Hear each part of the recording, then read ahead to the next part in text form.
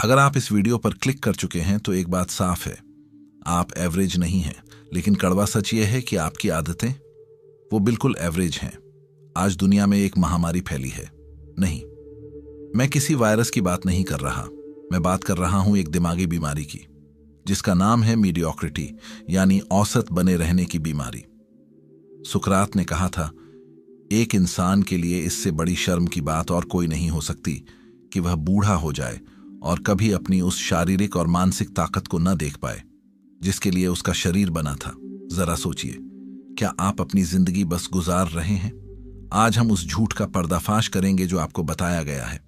आज हम David Goggins, Frederick Nietzsche और न्यूरोसाइंस की दुनिया में गोता लगाएंगे। नमस्कार दोस्तों, मैं हूं सौरभ और स्वागत है आपका बुक ट्यूबर हिंदी पर। कहानी शुरू होती है डेविड गोगिंस के ऑफिस में। एक 25 साल का लड़का गोगिंस से मिलने आता है। वह गाइडेंस मांग रहा था। उसने कहा, डेविड, मैंने बहुत कोशिश की, मेरा वजन कम नहीं होता। मुझे समझ नहीं आ रहा कि मैं भविष्य में क्या करूं। कभी सोचता हूं आर्मी ज्वाइन कर लूं, कभी जिम खोलने का मन होता है, कभी बिजनेस करने का। गोगिंस ने उसे ध्यान से देखा। उनकी आंखों में वो एक्सरे विजन था जो इंसान की रूह को पढ़ लेता है। गोगिंस कहते हैं, मैंने उससे बस कुछ पर्सनल सवाल किए और 5 मिनट में मुझे सब समझ आ गया। उस लड़के की समस्या उसका वजन नहीं था, उसकी समस्या उसका करियर नहीं था।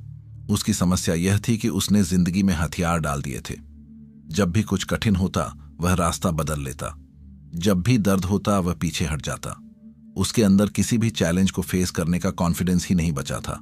और इसे ही कहते हैं मीडियोक्रिटी, बस किसी तरह काम चल जाए वाली सोच। क्या यह कहानी आपको जानी पहचानी नहीं लगती? हम सब एक ऐसी दुनिया में रहना चाहते हैं जहां हमें कोई चैलेंज न करे। अक्सर स्टूडेंट्स को क्या कहा जाता है? बस उतना ही पढ़ लो जितने में एग्जाम पास हो जाए। बस ऐसी नौकरी ढूंढ लो जहां सुकून हो। हमने कंफर्ट को अपना भगवान बना लिया है। लेकिन यहां एक मनोवैज्ञानिक तथ्य है जिसे द फ्रॉग ब्रेन बायस कहते हैं। आपका दिमाग, विशेष रूप से आपका पुराना दिमाग, लिम्बिक सिस्टम, महान बनने के लिए डिजाइन नहीं किया गया है। यह आपको जिंदा रखने और सुरक्षित रखने के लिए डिजाइन किया गया है। जब आप रिस्क लेते हैं, आपका दिमाग चिल्लाता है, रुको, खतरा है। जब आप सुबह 4 बजे उठना चाहते हैं, आपका दिमाग फुसफुसाता है, सो जा, बाहर ठंड है। आप आलसी नहीं हैं, आप बस अपनी बायोलॉजी के गुलाम हैं। और मीडियोक्रिटी इसी गुलामी का नाम है। और सच ये है, आप एवरेज लोगों के बीच बेस्ट दिखना चाहते हैं, इसलिए आप अपने आसपास कमजोर लोगों को इकट्ठा कर लेते हैं ताकि आपका अहंकार सुरक्षित रहे। लेकिन फ्रेडरिक नीत्शे ने कहा था, बिकम हु यू आर, वो बनो जो तुम असल में हो। और जो तुम हो वो आराम की मखमल में नहीं बल्कि संघर्ष की आग में मिलेगा। यह सिर्फ हवाई बातें नहीं हैं। स्टैनफोर्ड यूनिवर्सिटी के न्यूरोसाइंटिस्ट डॉक्टर एंड्रू ह्यूबरमैन ने हाल ही में एक खोज की है। हमारे दिमाग में एक हिस्सा होता है, anterior mid cingulate cortex. Research में पाया गया कि मोटे और आलसी लोगों में यह हिस्सा छोटा होता है और एथलीट्स और योद्धाओं में यह हिस्सा बड़ा होता है। मजे की बात यह है, यह हिस्सा सिर्फ तब बड़ा होता है जब आप वो काम करते हैं जो आप नहीं करना चाहते। जब आप मन मारकर जिम जाते हैं या ठंडे पानी से नहाते हैं तो यह हिस्सा फिजिकली बड़ा होता है। यही आपकी विल पावर की मसल है। यानी अगर आप संघर्ष नहीं कर रहे तो आपका दिमाग लिटरली सिकुड़ रहा है। तो फिर वो 1% लोग कौन हैं जो दुनिया बदलते हैं? क्या उनके पास कोई जादुई शक्ति है? नहीं, फर्क सिर्फ एक है, पेन टॉलरेंस, दर्द सहने की क्षमता। बहुत कम लोग हैं जो शीशे में देखकर खुद से कहते हैं, मुझे फर्क नहीं पड़ता कि यह संभव है या नहीं, मुझे मतलब है कि क्या मैं इसके लिए अपनी जान लगा सकता हूं। वे परिणाम के लिए नहीं बल्कि सेल्फ डिस्कवरी, आत्म खोज के लिए लड़ते हैं। गोगिंस कहते हैं, अगर आपको इन टॉप 1% लोगों के बीच रहना पड़े जो लगातार एक पर्वत के बाद दूसरा पर्वत नापते हैं, तो आप उनका साथ बर्दाश्त नहीं कर पाओगे। क्यों? क्योंकि उनके सामने आपका डर, आपका खोखलापन और आपकी बहानेबाजी नंगी हो जाएगी। उनकी आग में आपका अहंकार जल जाएगा। ध्यान दीजिए, आप अंदर से खुश क्यों नहीं हैं? क्योंकि आपके करंट सेल्फ और आपके पोटेंशियल सेल्फ के बीच बहुत बड़ा अंतर आ गया है। आप जानते हैं कि आप बेहतर कर सकते हैं, लेकिन आप कर नहीं रहे। यह जो खालीपन है, इसे भरने के लिए आप क्या करते हैं? रील्स स्क्रॉल करते हैं, जंक फूड खाते हैं, नशा करते हैं। यह सब उस दर्द को सुन्न करने के तरीके हैं जो आपकी अपनी आत्मा आपको दे रही है। अब मैं आपको उस दुनिया में ले चलता हूं जिसके बारे में डेविड गोगिंस बात करते हैं। वो दुनिया जो डर के दूसरे छोर पर है, सैन डियागो की वो सरद रात। डेविड गोगिंस ने एक पागलपन भरा फैसला लिया। बिना किसी खास ट्रेनिंग के, बिना किसी सपोर्ट क्रू के, उन्होंने 100 माइल्स 160 किलोमीटर की रेस में दौड़ना शुरू किया।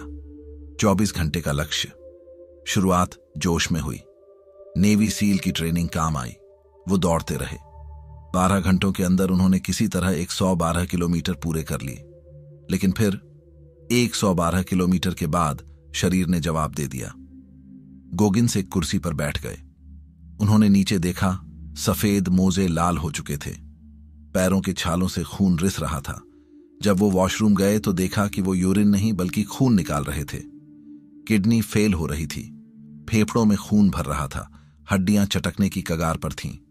हर तर्क, हर लॉजिक, हर डॉक्टर यही कहता, रुक जाओ वरना मर जाओगे।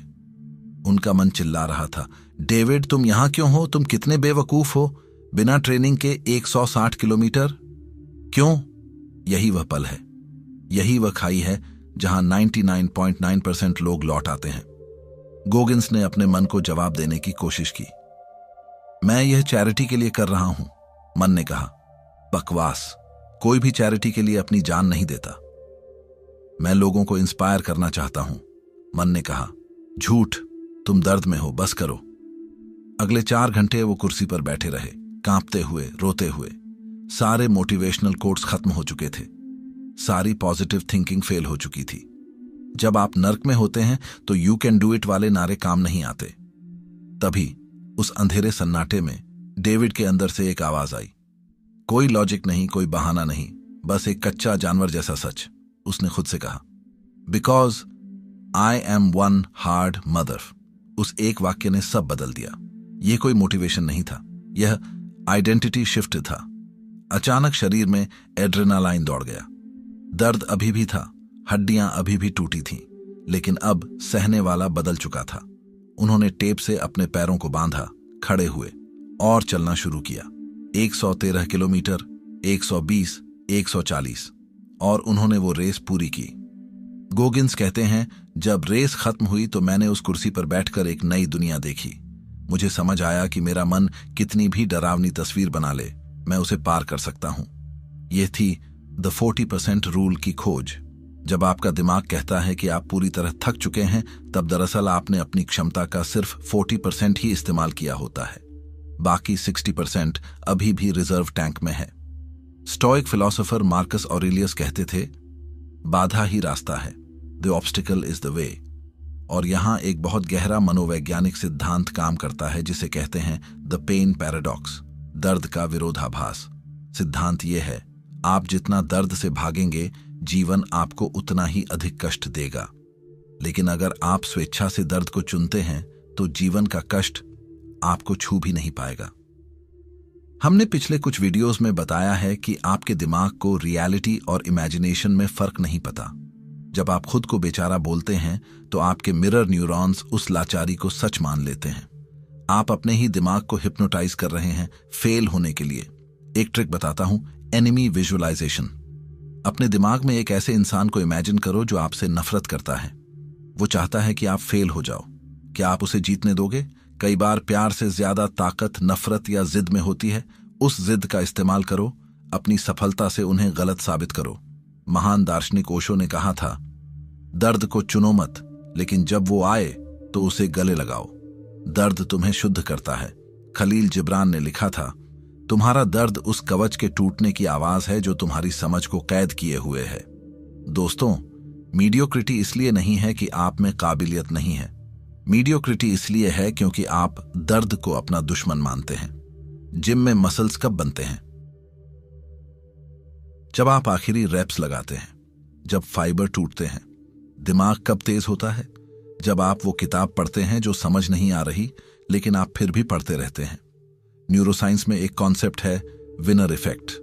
जब आप कोई कठिन काम पूरा करते हैं, चाहे वो कितना भी छोटा क्यों ना हो, आपके दिमाग में टेस्टोस्टेरोन और डोपामाइन का एक ऐसा कॉकटेल रिलीज होता है जो आपके ब्रेन को रिवायर करता है। जीतना एक आदत है और हारना वो भी एक आदत है। जब आप सुबह अलार्म बंद करके दोबारा सोते हैं, आप अपने दिमाग को हारने की ट्रेनिंग दे रहे हैं। तो अब सवाल है, आप इस चक्रव्यूह से बाहर कैसे निकलें? आपको लगता है कि आपको मोटिवेशन की जरूरत है? गोगिन्स कहते हैं, motivation is garbage. Motivation petrol की तरह है, जलकर खत्म हो जाता है।